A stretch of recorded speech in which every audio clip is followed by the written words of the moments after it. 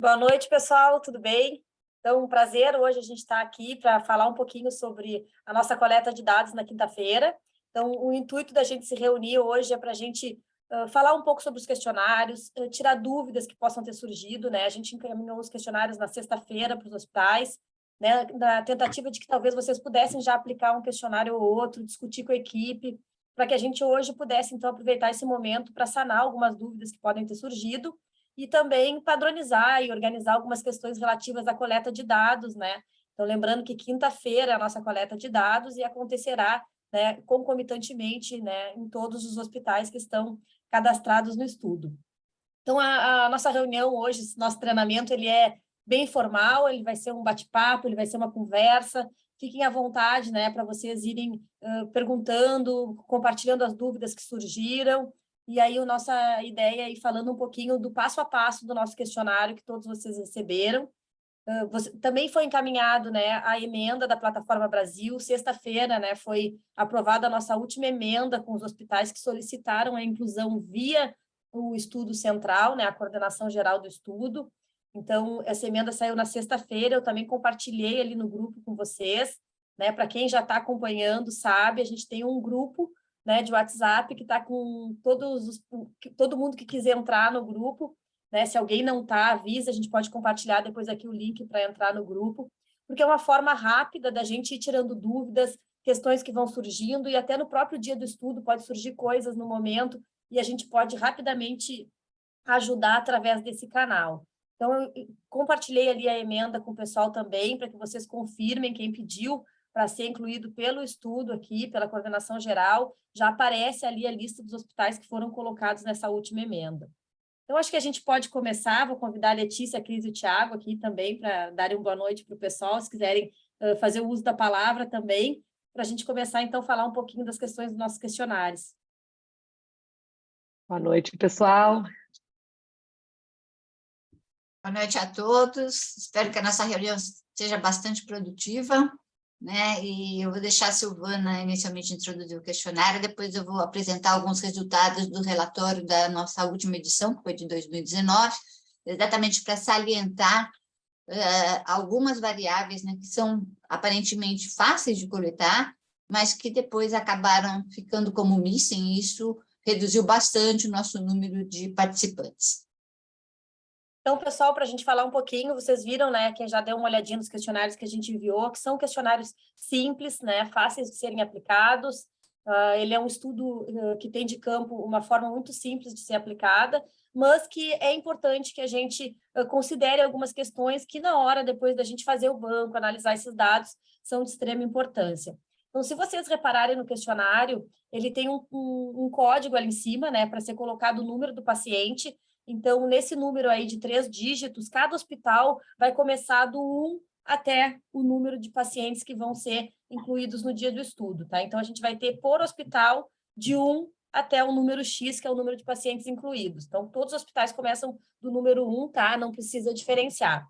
Lembrando, né, que são pacientes com 60 anos ou mais, internados nas últimas 72 horas, né, que vão, então, preencher os critérios para serem incluídos no estudo. A gente tem também ali na esquerda, acima, no questionário, colar a etiqueta do paciente.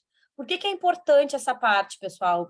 Geralmente, os hospitais têm aquela etiquetinha que vai no prontuário do paciente, que vai também para o setor de nutrição e dietética, enfim. Então, é importante vocês pegarem uma etiqueta dessas e colar nessa folha, por quê? Porque depois, esse estudo, como vocês sabem, ele prevê a gente avaliar esse paciente 30 dias depois. Então, é bem importante a gente conseguir ter essa identificação do paciente no questionário, para quando vocês vão, daqui a 30 dias, pegar a evolução desse paciente, vocês têm ali o número do paciente, o número da internação, a data, para que fique fácil no sistema que vocês usam no hospital, localizar esse paciente para poder coletar essa informação de evolução. Então, é importante atentarem para isso e colarem a etiqueta de identificação do paciente nessa folha. Os dados que seguem abaixo, então, são dados simples, né? O hospital, o paciente, um contato. Por que a gente pega o contato, né? Esse contato não significa que o paciente vai ser contactado obrigatoriamente. Às vezes é utilizado porque olha, se perdeu o contato do paciente ou se perdeu a informação da internação dele, vou ligar daqui a 30 dias porque eu não sei, não consegui localizar o que aconteceu com esse paciente, então pode ser utilizado para a gente saber, olha, né, estou ligando para saber, para ter informação, né, se a pessoa está em casa, se está reinternada, daqui a pouco em outro hospital, o que aconteceu com esse paciente, e também porque alguns estudos, né, futuramente utilizam esses dados para fazer acompanhamentos futuros, não é? A gente não previu isso no nosso protocolo, mas é para vocês saberem por que essas informações elas acabam aparecendo nos questionários.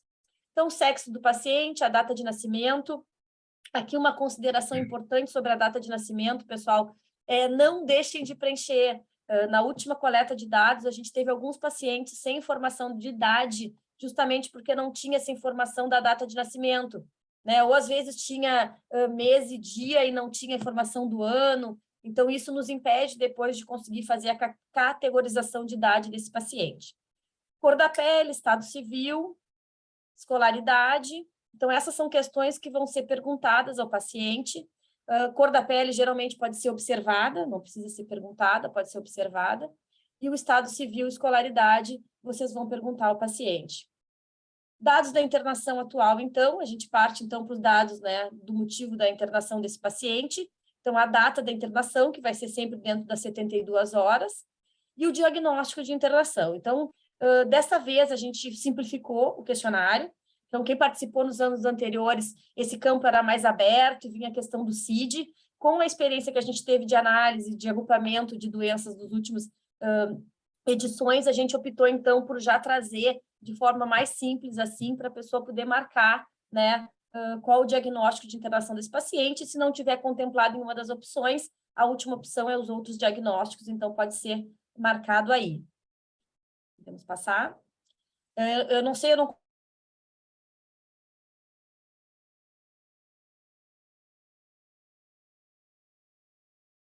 Silvana caiu. Silvana caiu. Acho que sim. Ela travou aqui. Bom, eu vou continuando, então, só que aí eu não estou conseguindo mexer, porque parece que ela está mexendo ainda. Ah, não, sou eu que estou compartilhando, doutora. E o laser, você que está mexendo? Isso. Silvana voltou. Vai, Silvana, você tinha caído, vai. Tá. Eu parei em que parte aqui, antes de cair? Aqui na parte das comorbidades. Tá, perfeito, então. Então, a questão das comorbidades também, né? Então, podem ser obtidas a partir do prontuário do paciente, se ainda não tiver no prontuário, porque muitas vezes a internação pode ser recente, então pode ser questionado ao paciente. Se o paciente teve outra internação prévia nos últimos 30 dias, e aí é importante a gente ressaltar, né? Porque às vezes o paciente acaba informando, a gente acaba perguntando se teve internação prévia nos últimos 30 dias, e ele diz que internou por tal motivo, mas tentem perguntar, que data foi, quando é que foi? Porque às vezes o paciente acaba dando informações que ultrapassam esse período, né? Que fazem mais do que 30 dias. Então, essas questões que envolvem a última semana, o último mês, os últimos 30 dias, é importante a gente sempre fazer essa confirmação para que a gente daqui a pouco não esteja pegando dados, né, que fogem desse período que a gente quer coletar. Então, caso o paciente tenha, então, referido internação nos últimos 30 dias, a gente vai ver, então, quando é que foi a alta dessa última internação e quanto tempo ele ficou internado. Em caso de ter internação, antes da internação, em casa, desculpa, pessoal, estou aqui lendo rápido, bem na hora passou a bolinha vermelha em cima ali. A última questão, então, é com relação à casa, como é que esse paciente estava em casa. Então, em casa, antes da internação atual, que é a do momento, o paciente estava acamado ou passava a maior parte do dia na cama, tá? Então, essa questão é para a gente ter uma ideia, né, de como é que estava a capacidade funcional desse paciente em casa, né? Então, é questionar ao paciente, né, como é que ele estava antes de internar, antes de chegar no hospital, né, como é que ele estava em casa, se ele estava fazendo as atividades diárias dele normalmente, ou se ele já estava acamado, ou passava a maior parte do tempo na cama, e se sim, né, se ele estava acamado ou passando a maior parte do tempo acamado, a gente vai precisar registrar quantos dias, meses ou anos, tá? Seguindo, então, para a parte da antropometria. Pessoal, e aqui é Bom, eu vou deixar depois para a gente falar mais para o final isso, porque aqui a gente está falando que a gente está perguntando em casa para o paciente. Depois a gente vai chegar nessa parte aí, se a gente vai perguntar só ao paciente ou vai utilizar informações do acompanhante depois, eu vou deixar para o final. Então, na parte da antropometria, vocês vejam que a gente vai coletar o peso e altura, peso em quilos e gramas, se for, por exemplo, 56,600, e altura em centímetros. E esse peso e essa altura, ele pode ser medido ou informado, tá? Então, eu posso ter o peso aferido, né? Porque o paciente internou e foi aferido o peso dele, ou se não houve aferição do peso desse paciente, eu só tenho o peso que foi informado, por N motivos o paciente não pôde medir ou pesar, então a gente vai, então, colocar... O intuito do estudo não é tirar o paciente da cama, não é fazer o paciente sair do leito, tá? Esse não é o intuito do estudo. Então, se o paciente tem o peso e a altura, a gente vai colocar ali e vai colocar que foi medido, mas se as informações que eu tenho de prontuário são informados, então a gente registra igual, mas salienta que esse peso, essa altura foi informado, tá? E se não existe, não tem... Pode falar, Cris. Eu queria salientar, não é que seja necessário medir peso e altura, tá, gente? A nossa ideia, exatamente para padronização, é não tirar o paciente do leito, é mobilizar nada, tá? Até para a medida da circunferência da panturrilha. Então, aqui não é para levar o paciente para verificar peso e altura, é caso tenha sido medido a peso e altura no momento da internação pela equipe de terapia nutricional, qualquer coisa assim, vocês podem usar essa medida, mas não é para medir e pesar. Caso não tenha, vocês perguntem para o paciente, mas não é para fazer o paciente se levantar do leito para ver peso e altura. Perfeito. Bom, após o peso e a altura, vocês vão partir, então, para a circunferência da panturrilha, para a aferição da circunferência da panturrilha. A gente botou ali, para não esquecerem, é obrigatória, é uma das medidas mais importantes, né, do estudo. Então, a gente pede que vocês atentem para não deixar em branco esse campo, né, e avaliar também a presença de edema. Eu vou pedir para a Gabriela transmitir o vídeo que a gente fez, para que a Cris possa, né, explicar essa medida da panturrilha.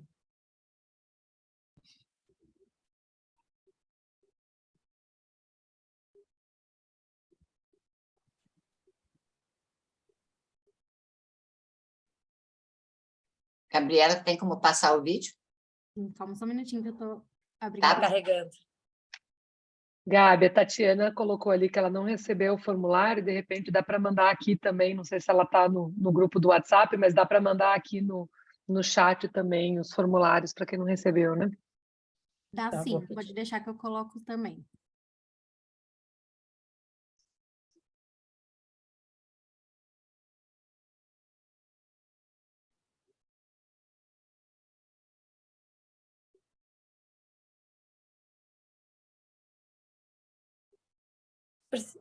Conseguiu aí. Senão ia dizer que eu podia tentar carregar por aqui.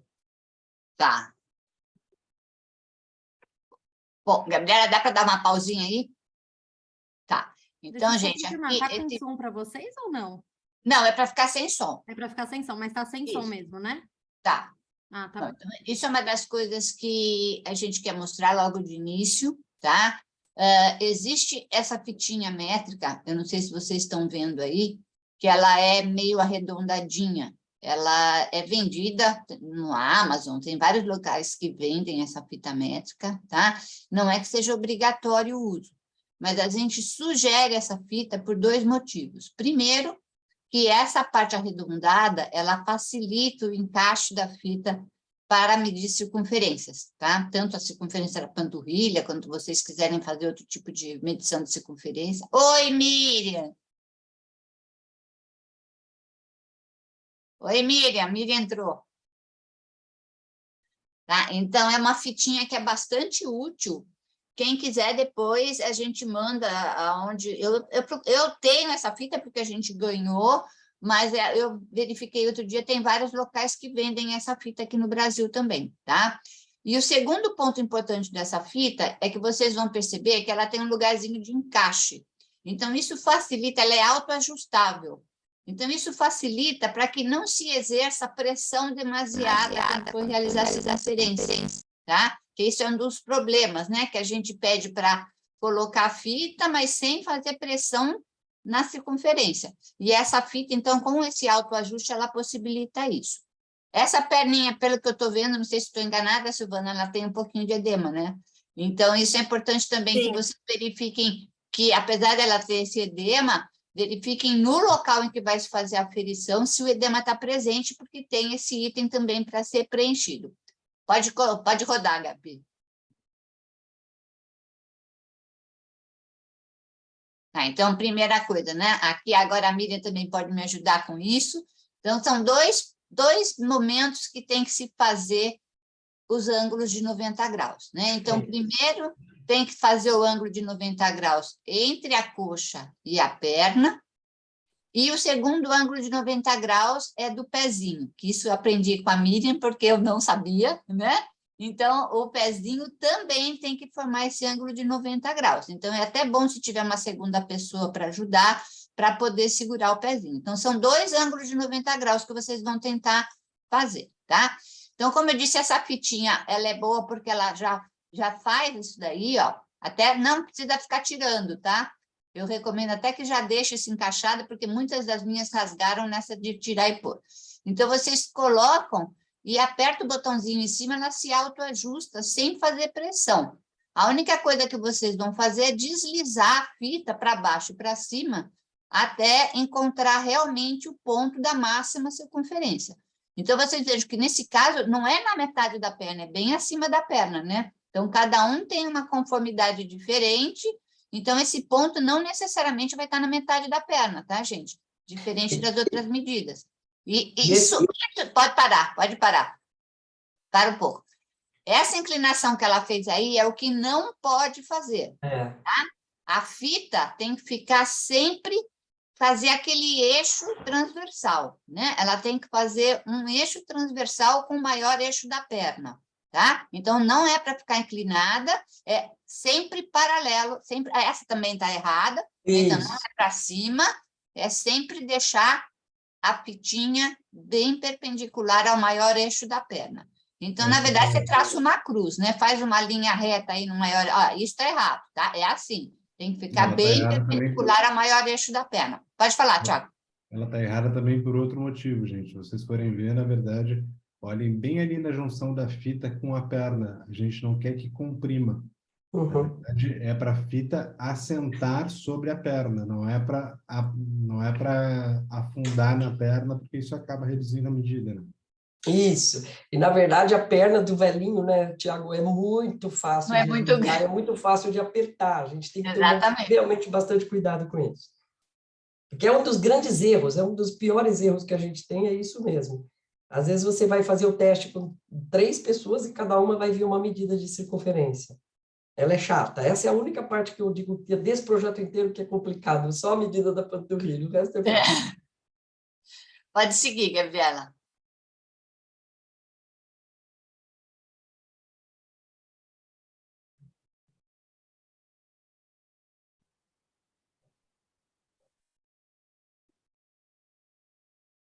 Acho que acabou, né?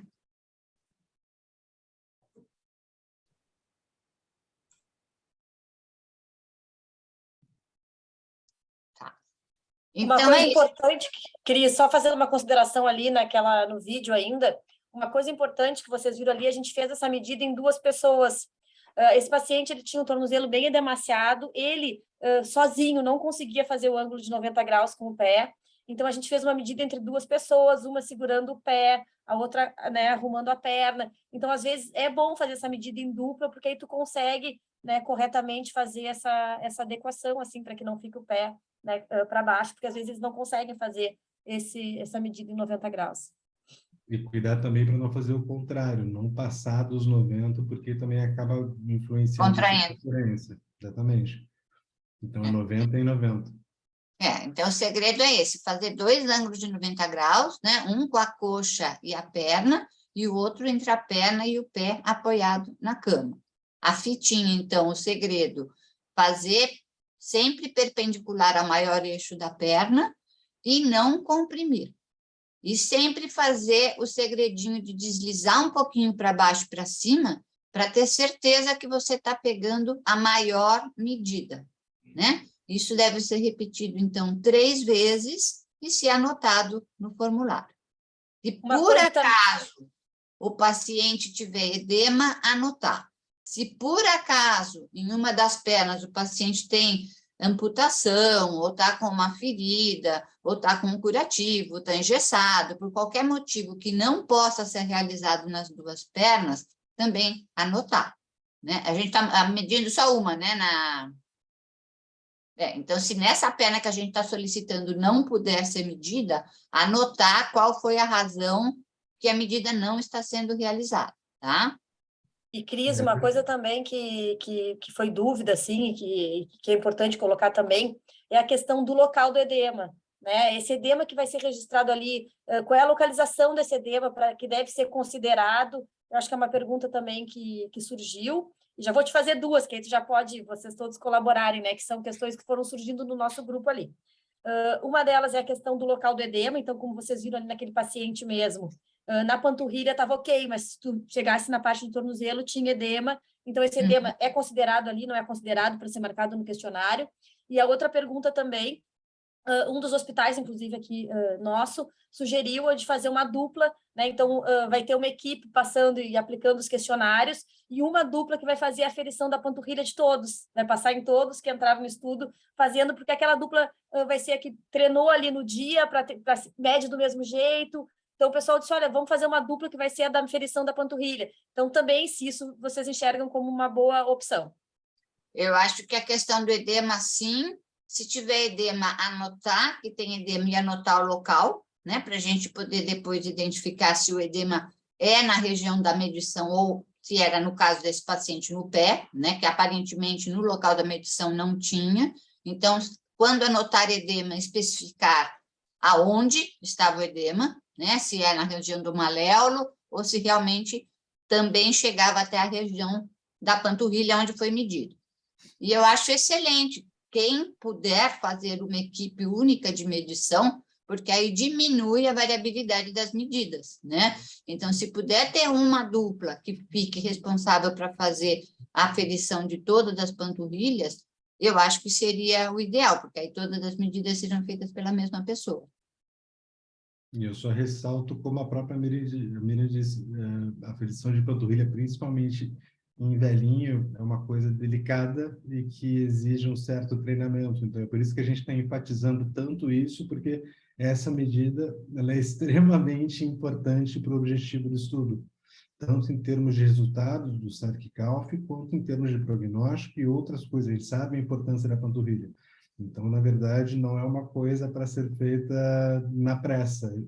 Isso vale um treinamento e um carinho especial, porque a panturrilha a gente gostaria que fosse o mais fidedigno possível.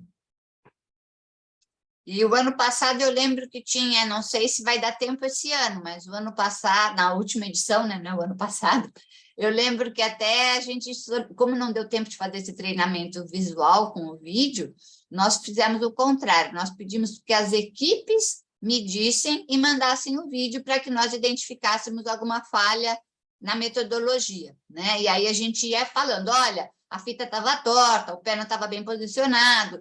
Então, quem quiser fazer isso, pode mandar, ainda mais que tem um grupinho do WhatsApp, né? Quem quiser fazer isso, fazer um vídeo curto de uma medição e ver se, para checar se todos os itens estão direitinhos, também seria interessante fazer, e a gente avalia e dá um feedback para vocês. Se tiver alguma falha que a gente tenha percebido, a gente devolve para vocês.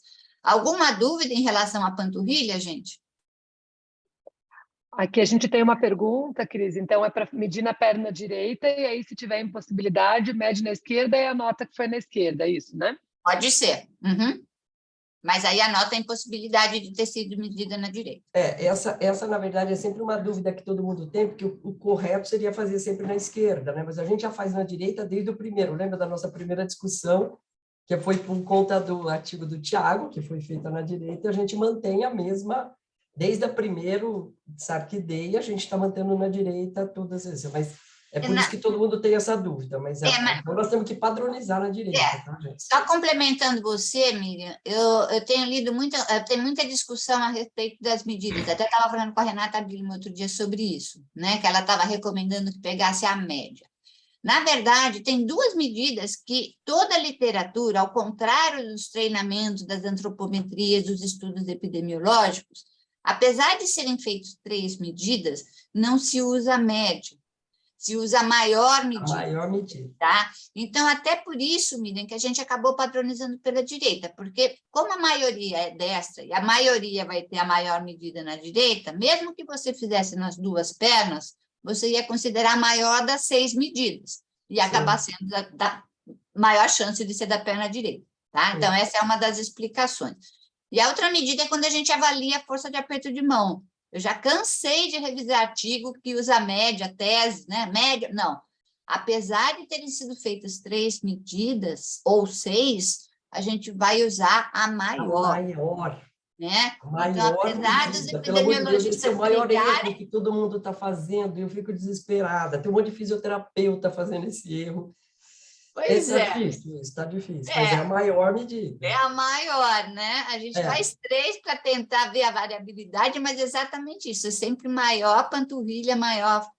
Até porque o indivíduo aprende a apertar, né? O rende. Então, a hora que ele aprende, ele às vezes vai ter na terceira maior medida e assim tal, porque ele se entende com o aparelho. Então, é por isso que são 3 medidas, mas você vai pegar a maior. Então, essas são 2 explicações importantes, tá? Mais alguma dúvida aí, Letícia? Você que está controlando as questões aí?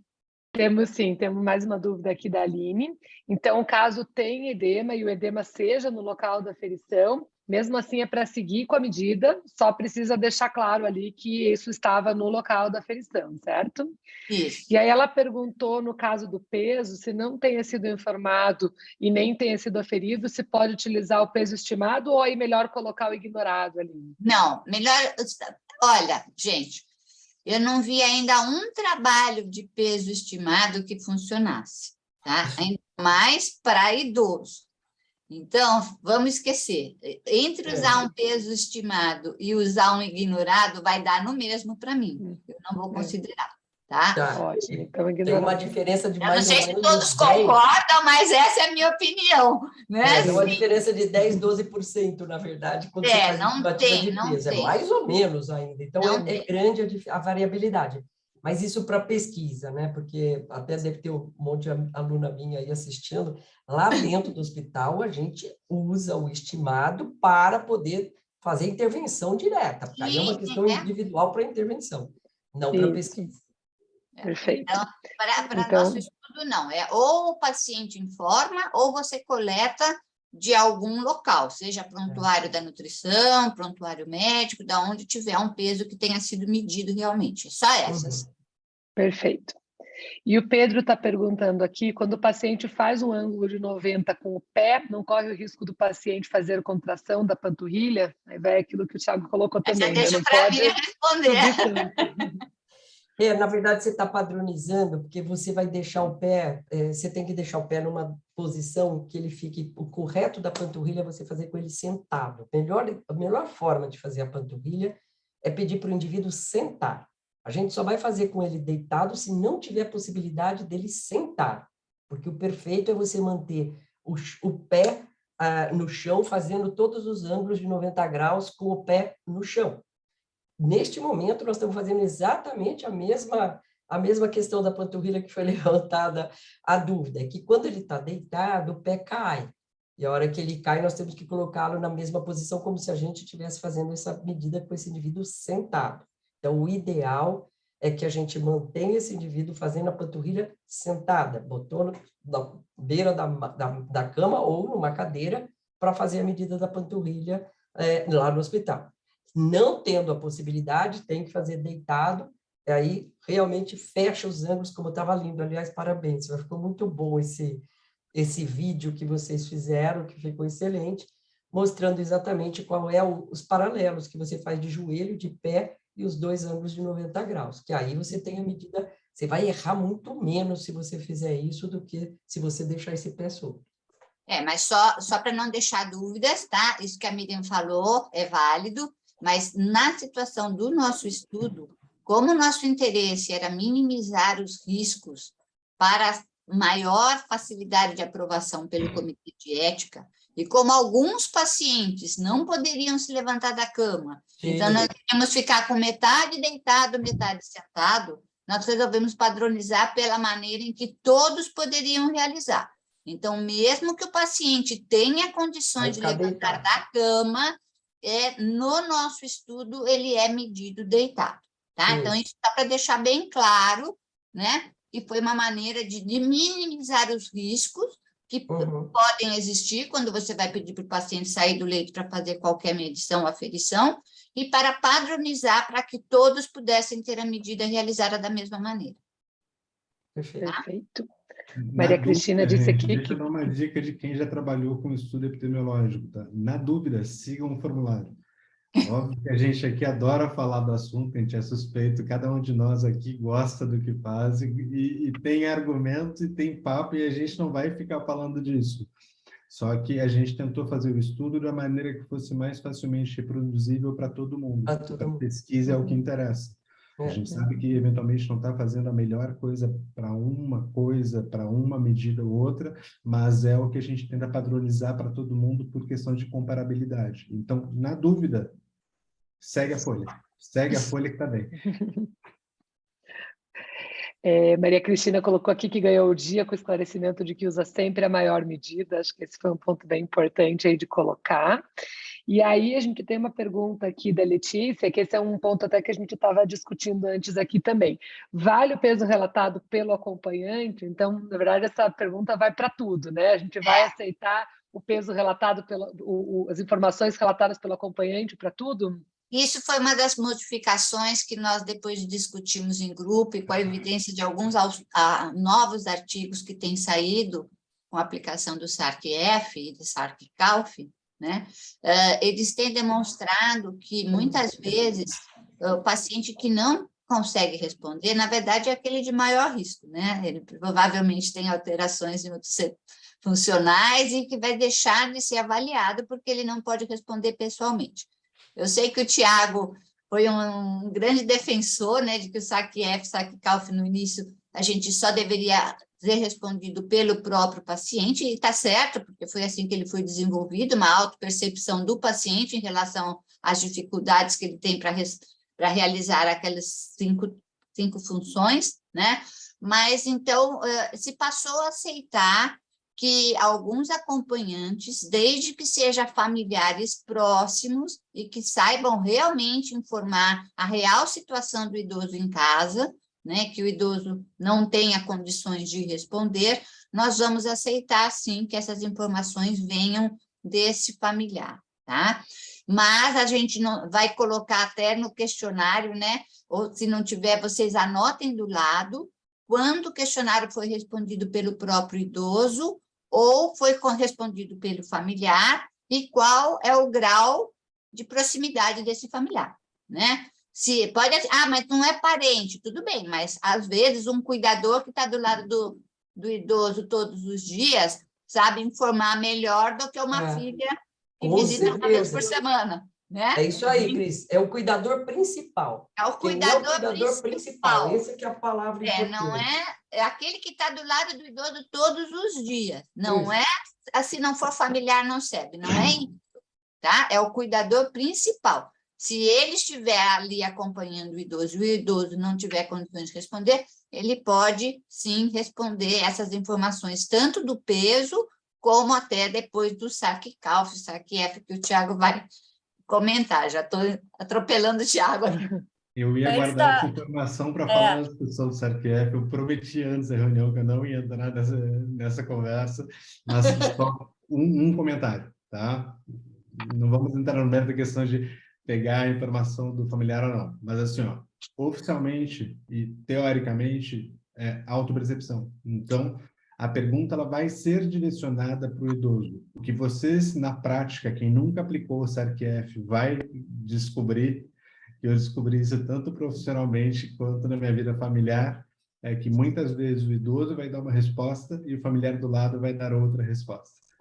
E a verdade está no meio termo, provavelmente. É óbvio que o idoso vai tentar subestimar, vai tentar superestimar o que ele consegue fazer, eventualmente ali vai o familiar tentar puxar um pouco para baixo, mas, na dúvida, a resposta é do idoso. O familiar pode responder? Pode, mas a gente acredita no idoso até prova em contrário. Então, se o idoso puder responder, a resposta que prevalece é dele. A resposta é do idoso, exatamente isso. Tá? Só no caso dele não poder. Situação que o idoso não tenha condições por estar fora de consciência e tudo mais, e aí sim o familiar próximo pode vir a responder. Vamos aproveitar o gancho já e falar o que a gente estava falando daquela dúvida no começo aqui do paciente em UTI. Então, pensando nisso, podemos aceitar um paciente internado em UTI que esteja na mesma ideia, menos de 72 horas, e que tenha algum acompanhante que possa responder? Ele poderia ser incluído, então? Sim, poderia ser incluído, mas da mesma maneira. Identifique que esse paciente é paciente de UTI, tá? Aí nós precisaríamos ter essas 72 horas de internação hospitalar de qualquer maneira, né? Não é, ele está na UTI nas últimas 72 horas, mas internou a semana passada. Não adianta. A data de internação hospitalar dele tem que ser a partir de hoje, que é segunda-feira, tá? Quem internou a partir de amanhã, ok, mas quem internou no domingo, não. Então, a data de internação hospitalar tem que ser hoje, de hoje até o dia do saque dele. Tá? 0 hora de hoje. Oi? 0 hora de hoje. Perfeito. Terminou 3 horas da manhã, está no estúdio. Alguém que teve infarto depois da eleição, alguma coisa assim. Entendeu? Qualquer coisa, mas depois de hoje. Cris, uma coisa importante, antes da gente passar para a próxima pergunta, tem uma questão, né? O nosso questionário ele começa com aquela primeira parte que a gente viu ali, que vai até a antropometria, depois ele tem o SARC-CALF, que a gente vai falar, depois o Thiago vai apresentar, e ao final, né, dessa parte, que são 3 folhas, se não me engano, de questionário, tem uma pergunta ao final que é justamente para registrar se foi respondido pelo paciente ou por um acompanhante. Então, vocês vão ter onde registrar isso no questionário. Mas lembrando, né, vamos primeiro ver se o paciente responde, se o paciente não responde, se o acompanhante é o acompanhante principal, e então, aí sim, vai poder ser coletado. Se por acaso é alguém que vai dizer, bah, não é eu que fico com ele, aí, bom, essa pessoa já não está mais apta a responder. Gente, posso só sugerir em termos de logística, ao invés de parar agora para ver as perguntas, deixa eu falar do SARC-CALF, porque aí Não, a mas gente agora acaba de você apresentar o que tem para apresentar e aí a gente já responde as perguntas tudo junto. Lógico, pode passar. Você tem alguma coisinha aí? Tem. Eu vou fazer mais uma aqui do edema, enquanto o Thiago abre, que a gente estava ali bem no tema do edema. Então, a Lígia perguntou, se a perna direita tiver edema, isso já é um motivo para a gente fazer na perna esquerda, ou mantém na perna direita e anota que tem o edema? Não, mantém na perna direita e anota que tem edema. A impossibilidade é amputação, curativo, gesso, qualquer coisa aqui. Porque para edema, se nós decidimos incluir depois, existe um fator de ajuste para edema. Perfeito. E a última aqui, na verdade, já sumiu aqui, mas tinha uma outra pergunta que era com relação ao peso. Sumiu porque eu respondi na escrita e acaba sumindo. Mas é aquela questão se podia tirar o paciente da cama para pesar e a Cris já tinha respondido que não. Tá, então vamos lá. Certo? Gente, rapidinho, não é para cansar ninguém, tá? Só falando especificamente do SARC-CALF, tá? Também conhecido como SARC-F mais CC, eu acho o SARC-CALF mais simpático. O que a gente vai trabalhar aqui? Na verdade, a versão original do SARC-CALF, ela foi publicada em 2016 e ela é essa tabelinha aqui. Só que a gente, para aplicação no estudo, fez modificação na questão da panturrilha, tá? Na verdade, o questionário original se mede em pé, mas para aplicação no estudo, o que a gente vai usar é o que está no formulário de vocês. A aferição da panturrilha é bem como foi explicado, tá? Então, essa questão acho que não vamos entrar no mérito.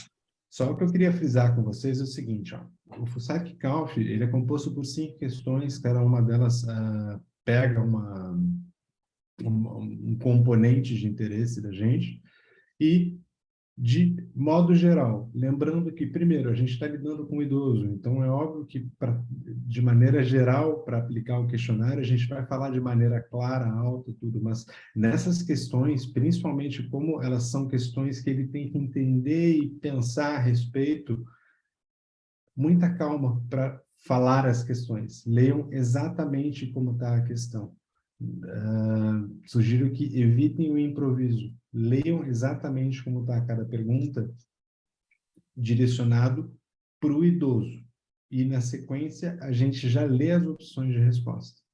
Tá? Então, como é que eu aplicava o Sarkikov? Eu falava que ia fazer algumas perguntas, falava que ia fazer a pergunta e, na sequência, eu já ia dar opções de resposta e eu gostaria que o idoso me dissesse qual resposta que ele acha que mais... Bem travou.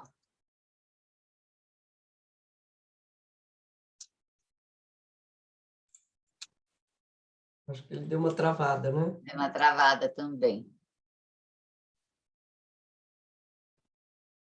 Bom, seria a resposta que mais se aproxima da realidade dele, tá? Uhum.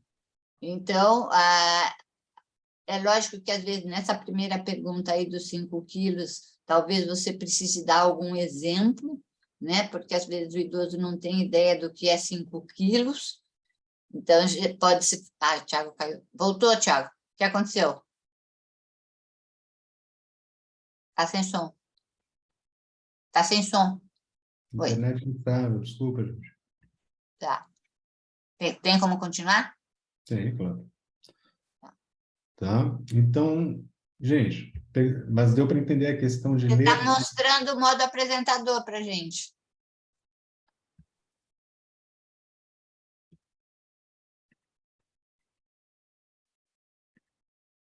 Você estava com a tela inteira antes, agora foi para o modo apresentador. Compartilha a outra tela. Aí, vai. Tá certo? Tá, agora tá. Então tá. Então, gente, eu não sei se travou, só frisando aqui a questão que assim, ó, o questionário, como a gente faz a pergunta e dá as opções de resposta, eu sugiro para deixar bem claro para o idoso, dizer assim, ó, eu vou fazer uma pergunta e eu vou dizer opções de resposta e eu gostaria que o senhor ou a senhora escolhesse qual que está mais adequado para como o senhor se sente na maior parte do tempo. Tá? Não tem resposta certa ou errada, é a sua percepção. Tá? Para deixar bem claro que se a pessoa não lembrar, não é para ficar agoniada, todo mundo tranquilo. Vou pedir que tomem cuidado para, na primeira vez que aplicarem a pergunta, leiam exatamente como está a pergunta. Então, primeira pergunta. O quanto de dificuldade você tem para levantar e carregar 5 quilos? Nenhuma, alguma, muita ou não consegue? E deixe o idoso responder. Se o idoso não entender a pergunta, eu repito a pergunta. O quanto de dificuldade você tem para levantar e carregar 5 quilos? Se o idoso perguntar, mas eu não sei o que é 5 quilos, aí sim, aí a gente pode dar uma ajudinha. 5 quilos geralmente um nenê, um saco de arroz muito pesado, alguma coisa. Tá? Mas tentem manter na pergunta, que geralmente é o que dá mais certo. Questão de ajuda para caminhar. O quanto de dificuldade você tem para atravessar um cômodo? Nenhuma, alguma, muita, usa apoios ou é incapaz? Mesma coisa. Não entendeu? Pergunta. Que quer atravessar um cômodo? Ir de um lado a outro da sala, atravessar um corredor, se deslocar pela casa. O quanto de dificuldade você tem para levantar de uma cama ou cadeira? Nenhuma, alguma, muita ou não consegue sem ajuda. Essa geralmente não tem muita dificuldade. Essa geralmente o idoso sabe se dá certo ou não. O quanto de dificuldade você tem para subir um lance de escadas de 10 degraus? 10 degraus, se o idoso não souber o quanto é, diz que geralmente é a distância de um andar para o outro. Tá? Então, quanto é para subir de um andar para o outro da casa, ou eventualmente no prédio, alguma coisa. Tá? E nenhuma, alguma, muito não consegue. A questão que geralmente dá mais agonia no idoso, e é isso que eu quero deixar bem claro, tirem essa agonia, né, para ninguém ficar agoniado no questionário, é quantas vezes você caiu no último ano. De vez em quando a pessoa caiu tantas vezes que nem lembra, de vez em quando a pessoa não lembra. Então, o que a gente está querendo aqui, óbvio que não é uma precisão. Na verdade, são quedas que a pessoa vai considerar significativa. Então, mais ou menos, nenhuma, de 1 a 3 quedas, ou 4 ou mais quedas. A gente sabe que o questionário ele não é preciso, mas, na verdade, isso é baseado também, é a logística da coisa, é a percepção da pessoa que, teoricamente, vai dar o resultado para a gente. Tá? Mas, frisando, a pergunta inicialmente direcionar para o idoso, se o idoso e o acompanhante responderem até prova em contrário, é a resposta do idoso que vale, mas, claro, o acompanhante pode ajudar. e, se possível, mantenham, se atenham à pergunta. Se tentou uma vez, repetiu com mais calma, não deu, aí eventualmente pode dar uma ajudada. Mas só para tentar realmente aplicar a pergunta bem como é feita mesmo. Tá? São só sugestões de aplicação. Já cansei de aplicar e sei as enrascadas que eventualmente acontecem. Mas garanto para vocês que a gente perguntando com calma, com voz clara e deixando bem claro que não é para se sentir pressionado, é para realmente tentar entender como é que é a vida do idoso no dia a dia, geralmente eles respondem sem problema. Era isso.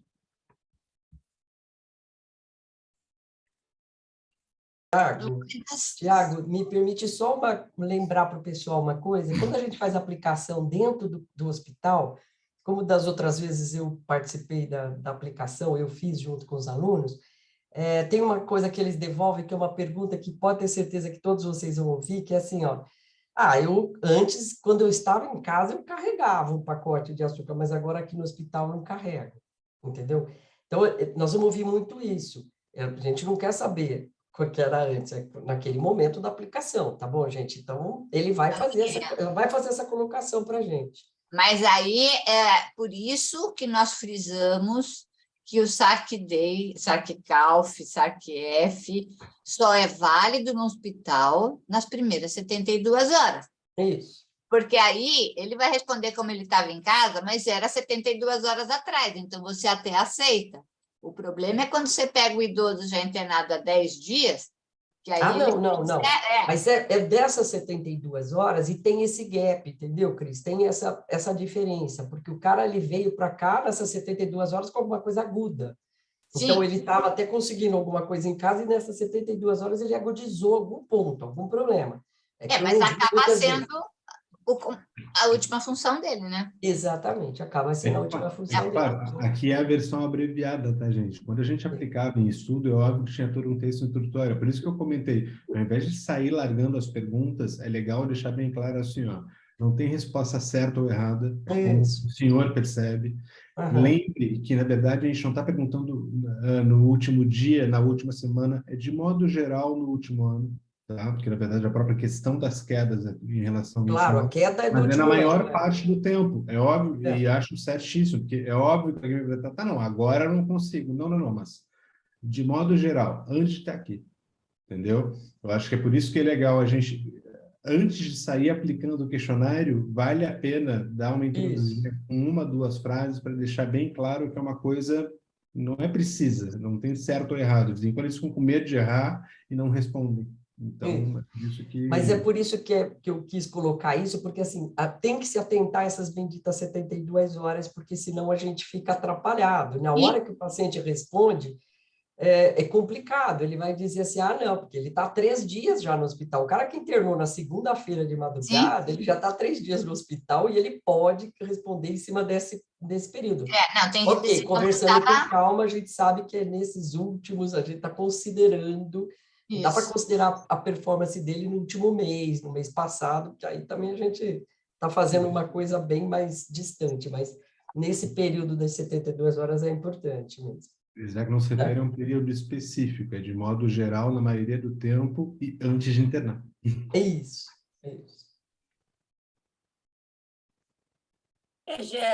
A questão nossa questão de estudo é justamente isso, é a gente mostrar que muitas vezes esses pacientes já internam com esse risco de sarcopenia, né? Então, por isso a gente aplica nas 72 horas, porque a gente tem uma ideia, né, de como é que ele já vem com esse risco para dentro do hospital, né?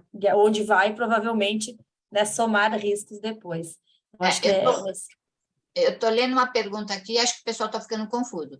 Aqui, a Derbena colocou no treinamento de 2019 foi passado que as perguntas referem-se à percepção do idoso antes da internação, mas continua sendo. Isso aí. Continua igual. Continua sendo, é isso que a Miriam está tentando explicar, porque às vezes o paciente diz assim, antes de internar eu até conseguia, mas agora, depois que eu internei, não consigo mais. Então, é sempre antes de internar, gente. A gente quer identificar o risco antes da internação, tá? Então, continua da mesma maneira. Que lembrem a ênfase do estudo. Na verdade, a gente aplica no hospital, mas toda essa questão das 72 horas é que a gente está usando o paciente que, por conveniência, encontramos no hospital, mas a gente quer saber como é que estava a saúde dele antes do hospital. Então, isso que a gente tem que ter em mente na questão. Perfeito. Com relação aí, acho que antes da gente ainda passar para o último questionário, né, que é o da evolução final dos 30 dias, a gente tem uma questão, não sei se a Letícia passou mais alguma ali, mas eu vi uma da Derbena, que pergunta sobre a questão de quem assina no lugar do pesquisador no termo de consentimento livre e esclarecido do hospital. Então, a gente costuma, né, colocar a assinatura da coordenação local do estudo, né? Então, cada hospital, né, passou o nome de um coordenador local, então esse coordenador local que assina nos termos de consentimento livre e esclarecido. Vai passar para a última parte, Silvana? Acho que podemos ir para a folha de evolução, pode botar para a gente aí. Depois eu falo dos MIS de uma vez só.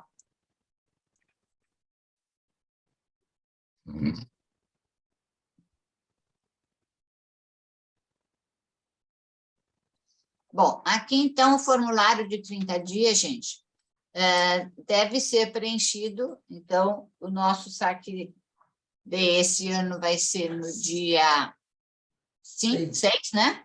Não. Dia 6, quinta-feira. 6, quinta-feira. Então, teoricamente, seria dia 6 de novembro, tá? O que eu aconselho vocês a fazerem? Quem já participou do Nutrition Day, eu dou essa mesma informação, tá? Todos os pacientes que participarem, vocês já coloquem na listinha e fiquem mais ou menos acompanhando esse paciente, tá? Se o paciente foi a óbito, é lógico que vocês já podem colocar o dia que ele teve óbito, né? Porque esse paciente teve óbito antes do dia 6, ele já encerrou a participação dele. Então, aqui, como é que a gente vai responder? 1 para alta hospitalar, 2 continua internado, 3 reinternação e 4 óbito, tá? Então, o que eu aconselho? Responder, se teve óbito, vocês já anotem o dia que ele teve óbito, coloca o símbolozinho desfecho 4, aqui nessa segunda coluna, terceira coluna, né? A data do óbito, tá? E aqui não precisa responder essa daqui, tá? Se o paciente não teve óbito, vocês vão, no dia 6 de novembro, verificar a situação de cada um. Por que o paciente teve alta? Por que eu já não posso colocar? Porque o paciente pode reinternar antes do dia 6. Aí vocês vão ficar com aquela de teve alta, mas voltou, então isso para nós não interessa. Vai ter que ficar rabiscando e colocando, mudar o código, tá? Então, se ele teve óbito, você pode anotar e já anota a data e acabou. Se ele não faleceu, você vai esperar para colocar essa evolução no dia 6 de novembro. Porque aí, no dia 6 de novembro, você vai ver se ele teve alta hospitalar e o dia que ele teve alta, e mais importante, se ele não reinternou. Tá? Porque se ele reinternou, é outro aspecto. Tá? E 2, se por acaso, no dia 6 de novembro, ele ainda estiver internado no hospital. Tá? Então, eu acho que o que foi dito... E é outra coisa, se teve alta, também é importante, se ele teve alta para casa ou se ele foi para algum outro local, instituição de longa permanência, trocou de hospital para outro hospital, né? Então, isso também é importante vocês colocarem. Se foi a alta domiciliar ou não, tá? Não sei se tem mais alguma dúvida quanto a esse questionário.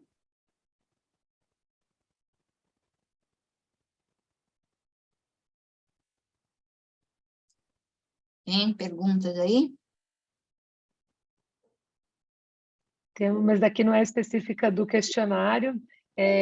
A Marilza está perguntando, então, somente com 72 horas de internação ou menos que esse prazo entra no estudo? O idoso só entra se ele tiver menos de 72 horas internado. Exatamente. Só os pacientes que tiverem data de internação de hoje para frente, tá? Então, quem internou a partir de hoje pode entrar no estudo.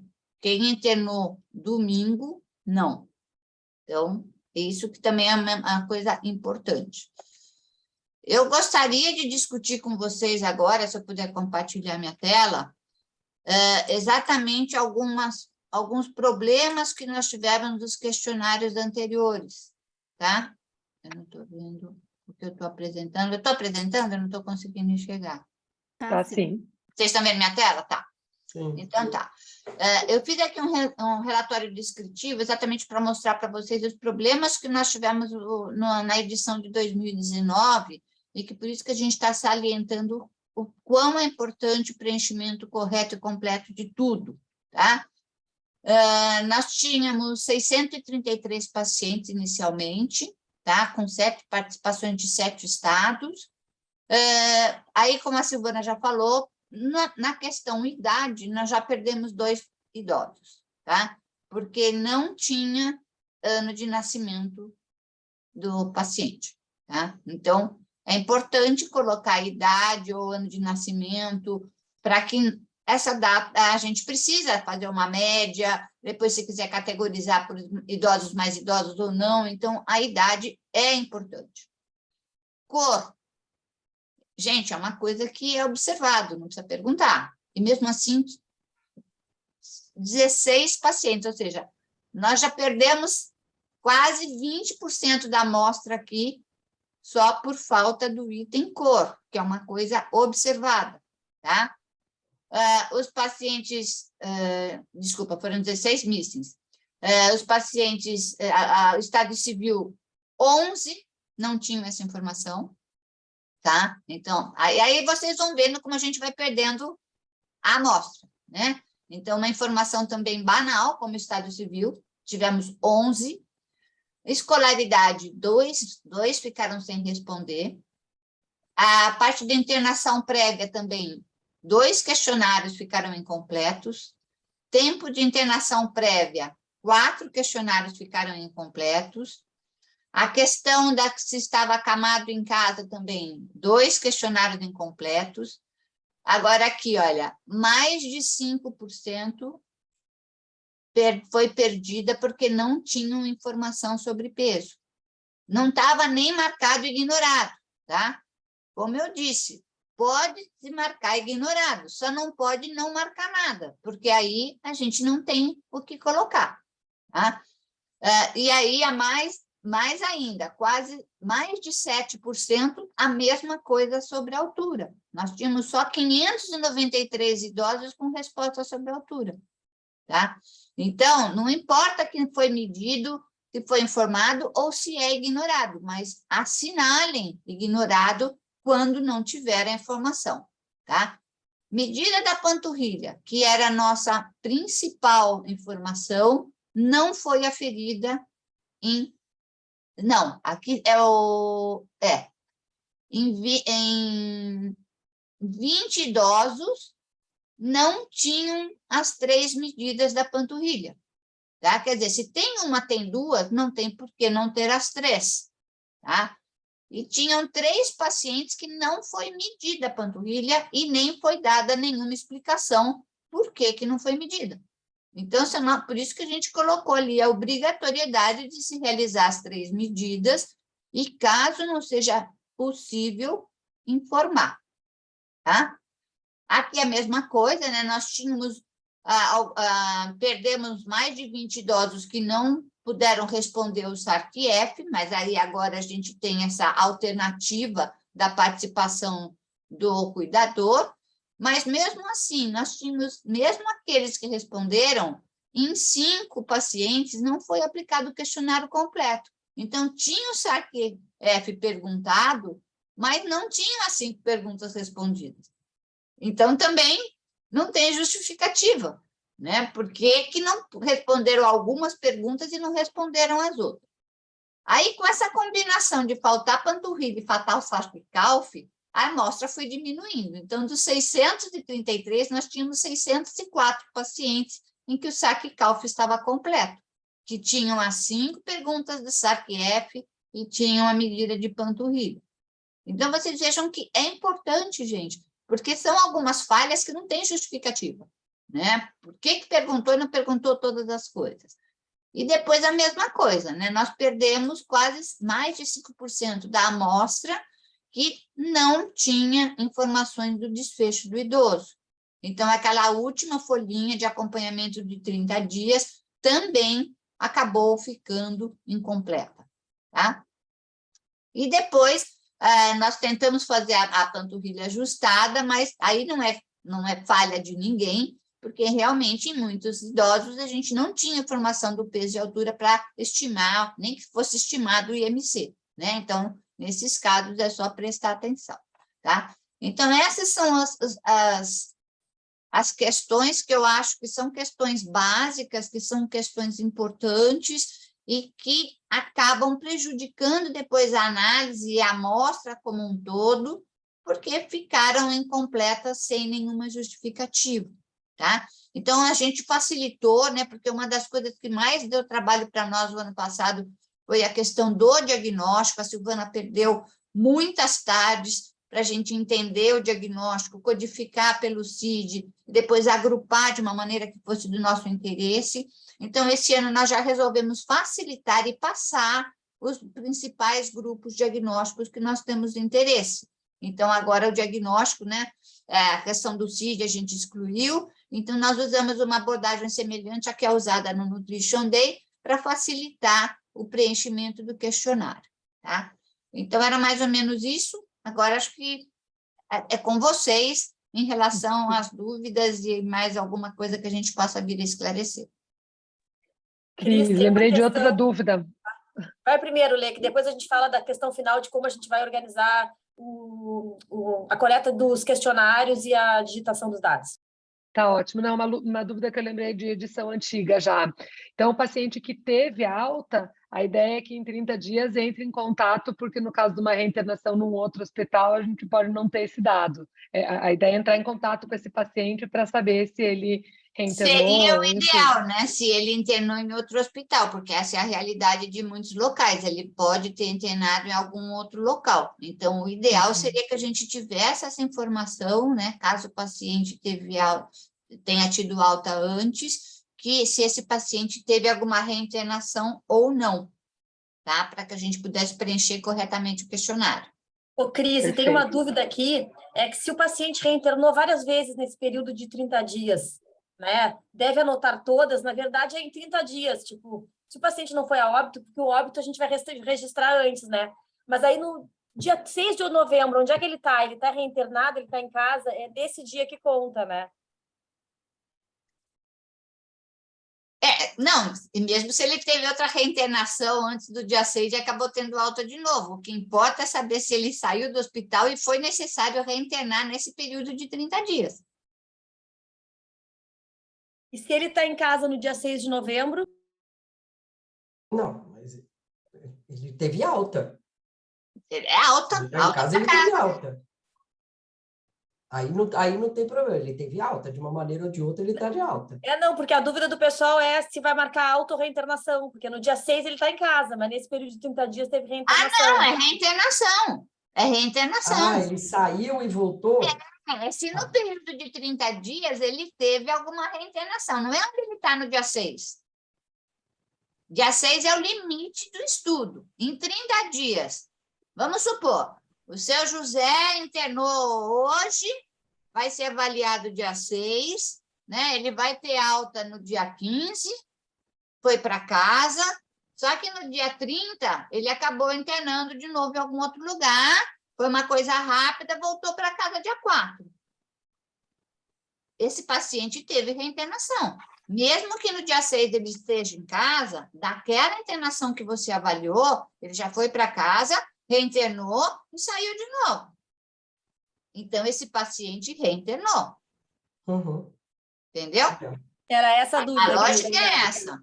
Teve alguma reinternação nos 30 dias, não importa onde ele esteja no dia 6. Ele pode estar em casa. Mas se ele reinternou, ele reinternou. É isso que a gente vai avaliar, como risco de readmissão hospitalar após a internação atual. Está sem voz. Teve uma dúvida aqui, o Thiago Não, está o Thiago falando? está querendo falar. Fala. Nesses 30 dias, se ele teve alta, reinternou, e no dia 6 ele está no hospital, ele não está hospitalizado, ele reinternou. Ele reinternou. Então, a questão não é no dia 6 onde ele está, é até o dia 6 o que aconteceu com ele. O que aconteceu, exatamente. A reinternação é muito pior, né? Sim. Teve uma dúvida também se é somente com 72 horas. 72, 48, 36, 24... Não, a partir de hoje, gente. 72, né? A partir de. O máximo 72 horas no hospital. Menos ok, mais não. Eu, inclusive, já vou roubar, porque na quinta de manhã eu opero lá no hospital que eu e a Silvana trabalhamos. Eu já vou escolher as pacientes assim, para ser incluídas no estudo para internar na véspera. Ué, tá certo, pode ser. Mas se ela estiver fazendo, se ela fez cirurgia, se ela tiver em cirurgia, ela não vai poder ser avaliada. Então, tem que saber, marca a cirurgia na sexta. Rápido, fica tranquilo. Porque aí, a hora que a gente chega, você tem um monte de paciente, a hora que chega, onde está? Está no centro cirúrgico, está no centro... Pô, que saco. Mas, enfim, faz parte, né? Eu aplico na sala de cirurgia, não se preocupe. Tá certo. Você tem esse privilégio de aplicar na sala de cirurgia, né? Tá, a pergunta dos questionários aqui, né? Vamos enviar para vocês ou preencher alguma plataforma? Gente, a gente não está trabalhando ainda com plataforma, tá? Pode ser que a gente acabe evoluindo para uma plataforma, mas eu vou dizer para vocês. Nós recebemos esse questionário de 2019, então nós vamos fazer alguns pontos de apoio, né? Alguns mandavam para a Letícia, outros mandaram lá para São Paulo, eu peguei todos e a gente juntou todos, e vocês não sabem como foram úteis esses questionários. Porque, com exceção da Prevent Senior, que eu não sei se tem alguém da equipe de vocês aí assistindo, que estavam tudo muito bem preenchidos, então nós não tivemos nenhum problema. Olha, todos esses questionários que eu estou falando, quando estava, assim, a gente digitou, né? Foram duplamente digitados, foi checado, validado, e aí, quando eu fui fazer a limpeza dos dados, faltava dado, a gente ia para as pastas, pegava o questionário, tentava ver se realmente não estava preenchido. Então, é importante, mesmo que no futuro a gente venha usar uma plataforma, eu acho importante a gente manter ainda os registros anotados, porque às vezes tem erro de digitação, tem uma coisa que... Tinha data de nascimento que era louca, aí dava uma idade que não batia, aí a gente tinha que correr lá para pegar o questionário. Então, por enquanto, a gente ainda vai pedir para vocês mandarem os questionários para nós, tá? Por causa desse problema de sempre fazer uma contra-checagem. Tem uma pergunta, Cris, se pode escanear para enviar? Pode. O que a gente precisa é alguma coisa, mas escanear, acho que dá tanto trabalho para escanear, não sei. Não sei, se alguém achar que é mais fácil escanear, depende, acho que um pouco do tamanho do hospital, né, Cris? Eu me lembro que teve hospital pequeno da outra vez, que teve 5 pacientes, 4, 3, então aí eu acredito que seja tranquilo. Acho que essa era a última dúvida. Acho que foram todas respondidas. Não temos etiquetas, posso colocar apenas o registro? Você pode colocar o registro ou qualquer informação que vocês tenham possibilidade de identificar o paciente depois, tá? Porque se não tem etiqueta, ok, mas então coloca número do protocolo, data de internação, tudo muito bem direitinho.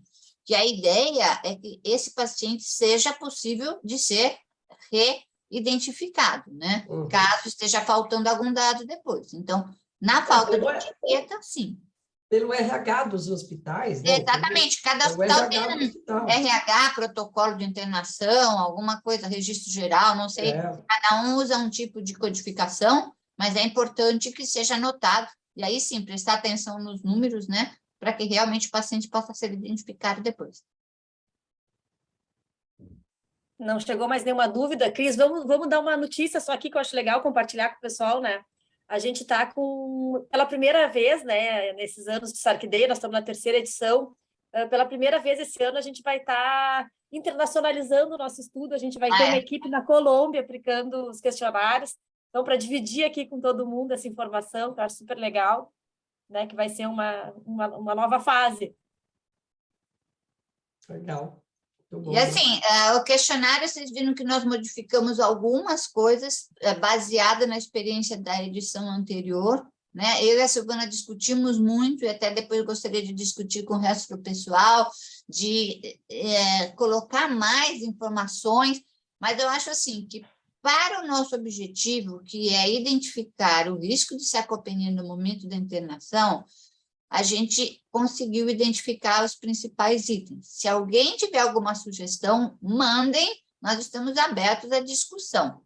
Mas a gente acha que se começar a colocar muitos dados de ingestão proteica, ingestão nutricional, aí já vai confundir a coisa, né? Porque aí já vai ser avaliação nutricional, aí nós vamos acabar tendo que usar o MNA. Então, acho que aí confunde. Como a nossa ideia é identificar fatores de risco de sarcopenia, a gente acabou ficando nisso, mas sugestões são bem-vindas e poderão ser discutidas para futuras inserções no estudo. A ideia desse projeto, eu lembro desde a primeira vez que a gente conversou sobre ele, lá em 2000 e qualquer coisa, era exatamente isso, conseguir fazer uma coisa simples, absolutamente simples, que desse para a gente fazer no Brasil inteiro. E veja vocês, o simples faz 1 hora que a gente está discutindo aqui como fazer a pergunta, gente. Então, imagina se botar algum levantamento de proteína aqui, é impossível. Aí acaba com a ideia da simplicidade e da situação barata deste projeto. Esse projeto é um projeto baratésimo, enfim, é algo que é muito legal por isso. Essas são as grandes qualidades dele, a gente podendo ver um desfecho e negociando com diretores de hospitais, enfim, o que é que a gente pode fazer para melhorar essa questão desses desfechos que a gente tem. Então, isso já é um baita de um trabalho, né? Eu acho que em cada local, individualmente, separando esse ponto, se quiser fazer a sua aplicação do MNA, para poder fazer o teu estudo à parte, ok, maravilhoso. Eu acho que isso não tem problema nenhum. A gente vai, esse ano, lá aqui na Escola Paulista, a gente ainda vai ver a parte, inclusive, do SPPB, a gente vai ver algumas outras coisas aí, porque para a gente era interessante. Mas isso não pode, obviamente, entrar numa questão daquilo que é o geral do projeto, que senão complica muito mesmo. Aí fica muito difícil. Até a questão da força do aperto de mão, né, Miriam, que a gente chegou a discutir, para exatamente poder fazer uma coisa mais inclusiva, porque a gente sabe que nem todo mundo tem dinamômetro, né? Então, já foi uma coisa mais inclusiva da gente optar por não colocar no projeto a força do aperto de mão, que seria uma avaliação mais completa, foi exatamente isso, em cima disso daí, né? Alguém me perguntou sobre o artigo. Eu estou aqui com a folhinha que eu estou usando, eu tenho todos os resultados, eu estou com o resumo mais ou menos estruturado, que a gente optou por primeiro apresentar na forma de abstract, nós vamos tentar submeter em algum congresso, tá? Para isso, eu vou precisar depois, a gente vai ver a distribuição para vocês também, mas eu posso adiantar algumas coisinhas para vocês, né, que nós já coletamos dados bem interessantes e, mais uma vez, nós conseguimos mostrar que o SARC-F mais a panturrilha, né, o SARC-CALF, foi um importante fator preditor de mortalidade, de readmissão hospitalar, e alguns, eu não me lembro agora de cabeça, mas engraçado foram os fatores associados ao risco de sarcopenia. Foram alguns fatores que a gente, lógico, aqueles óbvios, né, estar em casa antes, estar internado antes, mas teve alguns outros fatores também que eu lembro que foram associados, que foram mais ou menos uma surpresa. Mas a gente vai depois encaminhar para vocês todos o artigo, assim que estiver pronto. Sim. Cris, é importante também falar, a gente teve no primeiro ano um apoio da Sociedade Brasileira de Geriatria e Gerontologia, e aí os dados foram apresentados, os dados do primeiro ano, no Congresso da Sociedade Brasileira de Geriatria e Gerontologia, né, um agradecimento a todos os hospitais participantes. Depois, em 2019, a gente teve uma apresentação dos resultados no Ganepão, da mesma forma, com Não, de 2019 a gente não apresentou, é esse, o que a gente apresentou foi de 2018, e o de 2019 que a SPGG foi a nossa colaboradora, né, na divulgação. Então, são esses resultados que a gente está estruturando agora. E esse ano a gente está contando com esse apoio importante da Braskem, né, também para a construção e para a divulgação, e para que esse projeto, né, tome forma e aconteça. Gente, nós já estamos com quase 1h30. A Gabi já vai matar a gente. Não vou, não. Eu tenho uma pergunta agora, mas a minha é bem simples, gente. Eu queria saber se eu posso mandar o arquivo do formulário do jeito que ele tá, do jeito que eu recebi aqui em Word mesmo, ou se eu preciso transformar em PDF. Tanto faz, Gabi. Pode salvar como PDF, a questão, acho que até o PDF é melhor para não desformatar, né? Porque dependendo da versão do Word que for abrir, às vezes pode desconfigurar o arquivo. Então, salvando em PDF, mandando em PDF, fica mais seguro de que não vai haver desformatação do arquivo. Tá ótimo. Bom, eu acho que a Júlia, que é a bolsista que trabalha no projeto também, ela colocou o link ali para o grupo que a gente tem, esse grande do WhatsApp também, colocou no chat, se alguém quiser entrar também, depois a gente também acaba compartilhando todos esses materiais por lá. Ah, sim. Pode ser também. Eu estou terminando de salvar aqui já e já mando aqui no chat também. Tá. Mas... Dúvida, gente? Ficou tudo claro?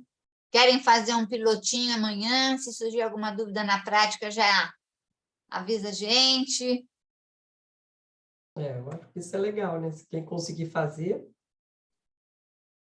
Até a questão ali da ferição, realmente, né? Da circunferência da panturrilha, às vezes manda na quinta-feira até que a gente possa responder, já é o tempo de ter feito outros pacientes, então se conseguir fazer amanhã, na quarta-feira, ainda dá tempo da gente ver com calma e responder para quinta-feira já ficar com tudo afinadinho. Né?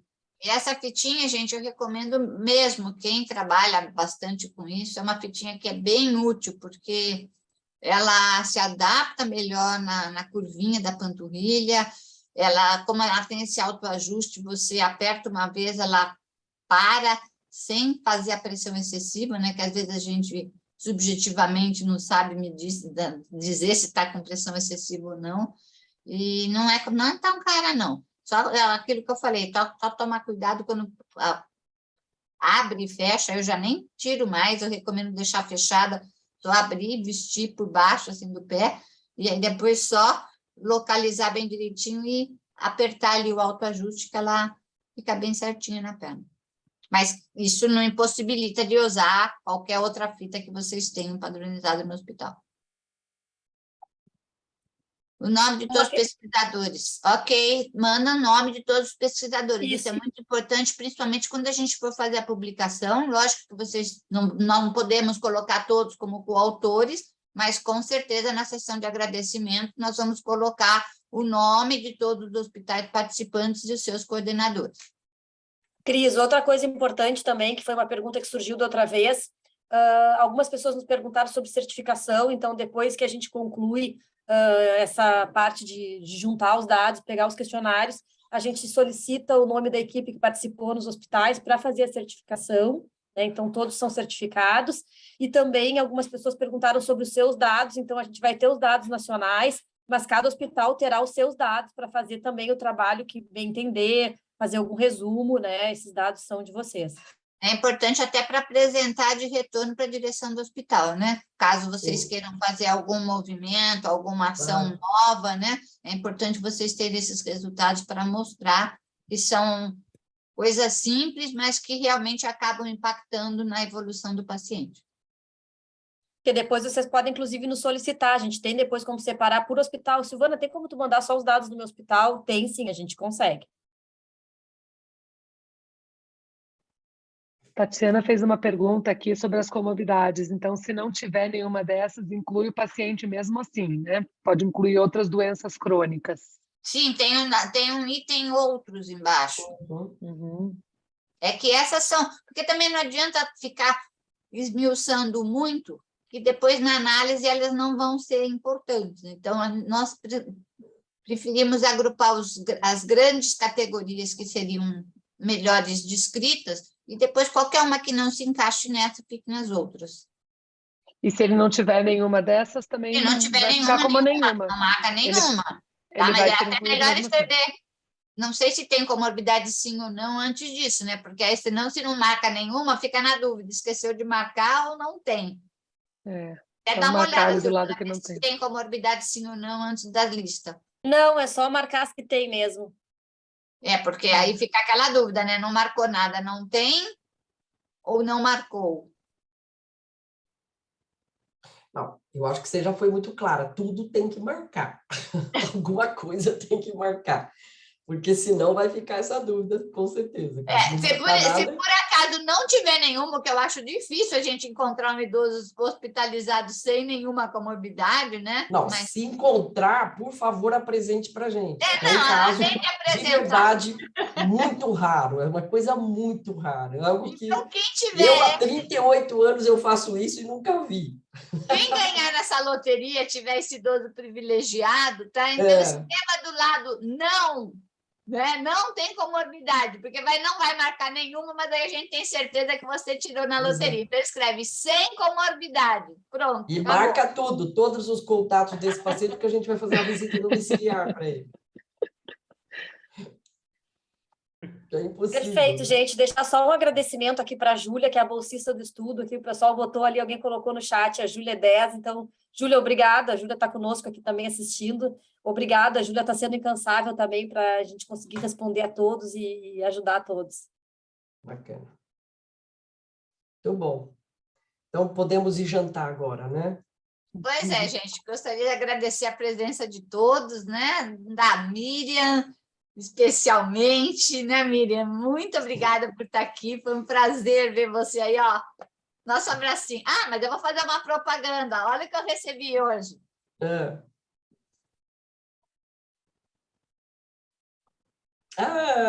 O livro. Muito bom. Você está dando para ver, gente?